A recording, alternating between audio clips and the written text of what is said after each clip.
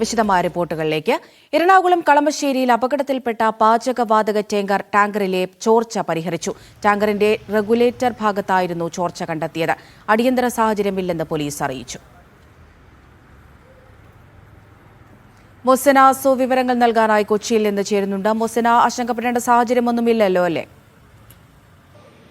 അമൃത, മണിക്കൂറുകൾ നീണ്ട ആശങ്കയ്ക്കാണ് അല്പം ഒരു ആശ്വാസമായത്.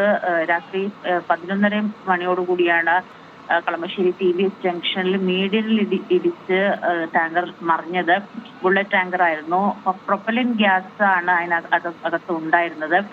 ഇരുമ്പനത്ത് നിന്നും ഗുജറാത്തിലേക്ക് കൊണ്ടുപോകുന്ന വഴിയാണ് കളമശ്ശേരി TVS ജംഗ്ഷനിൽ വെച്ച് അപകടത്തിൽപ്പെട്ട് ടാങ്കർ മറിയുന്ന ഒരു സാഹചര്യം ഉണ്ടായത്.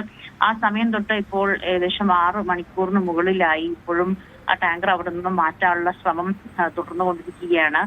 ആദ്യം മറ്റൊരു ടാങ്കറിലേക്ക് ആ വാതകം നീക്കാൻ ആയിരുന്നു ഉദ്ദേശിച്ചിരുന്നത്. അതിനിടെയാണ് ഈ റെഗുലേറ്ററിന്റെ ഭാഗത്ത് ചോർച്ച കണ്ടെത്തിയത്. പിന്നീട് ആ ഒരു ശ്രമം ഉപേക്ഷിച്ചു.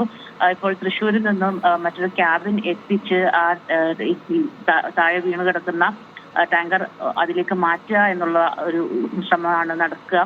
എന്താണെങ്കിലും വീണെടുത്തു നിന്നും ക്രെയിൻ ഉപയോഗിച്ച് അല്പം പൊക്കി ഒരു വശത്തേക്ക് അത് നീക്കി നിർത്തിയിട്ടുണ്ട്. അതുകൊണ്ട് തന്നെ ഈ വാതക ചോർച്ച അടച്ചതോടുകൂടി തന്നെ പ്രദേശത്തുണ്ടായിരുന്ന ഗതാഗത നിയന്ത്രണം താൽക്കാലികമായി ഒഴിവാക്കിയിട്ടുണ്ട്. ഏതെങ്കിലും രീതിയിൽ ആവശ്യം വന്നു കഴിഞ്ഞാൽ വീണ്ടും ഗതാഗത നിയന്ത്രണം ഉണ്ടാക്കും. എന്താണെങ്കിലും അടിയന്തര സാഹചര്യം ഇപ്പോഴില്ല എന്നുള്ള കാര്യം തന്നെയാണ് പോലീസ് അറിയിച്ചിരിക്കുന്നത്.